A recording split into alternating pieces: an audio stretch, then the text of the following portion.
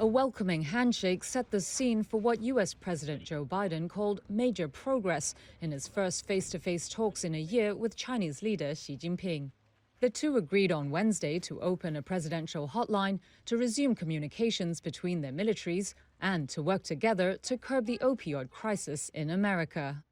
At the start of their 4-hour meeting outside San Francisco, Biden stressed the need for open dialogue. I think it's paramount that you and I understand each other clearly, leader to leader, with no misconceptions or miscommunication. We have to ensure that competition does not veer into conflict, and we also have to manage it responsibly, that competition. Xi called U.S.-China ties the most important bilateral relationship in the world, saying, quote, turning their backs on each other is not an option.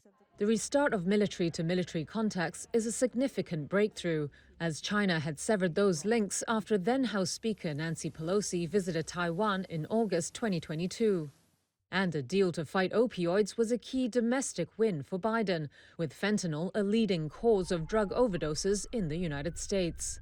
It's what he led a news conference with after the day's events. More people in the United States between the ages of 18 and 49 die from fentanyl than from guns, car accidents, or any other cause, period. So today, with this new understanding, we're taking action to significantly reduce the flow of precursor chemicals and pill presses from China to the Western Hemisphere. It's going to save lives, and I appreciate President Xi's commitment on this issue. A senior U.S. official said that under the agreement, China will go directly after specific chemical companies that make fentanyl precursors.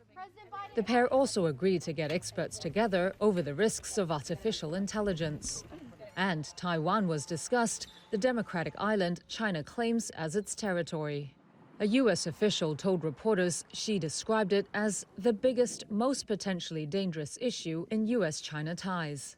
According to the official, Xi said China prefers a, quote, peaceful reunification, but went on to talk about conditions in which force could be used. While Biden responded that Washington was determined to maintain peace in the region.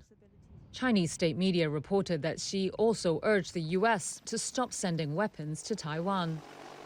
The leaders appeared to be trying to reduce friction, but in a comment that may annoy Beijing, Biden later responded to a media question that he hasn't changed his view that Xi is a dictator. Well, look, he is. I mean, he's a dictator in the sense that he is a guy who runs a country that is a communist country. At a dinner with American executives that evening, Xi said China is ready to be a partner and friend of the U.S., though the Chinese Foreign Ministry later called Biden's comment extremely wrong.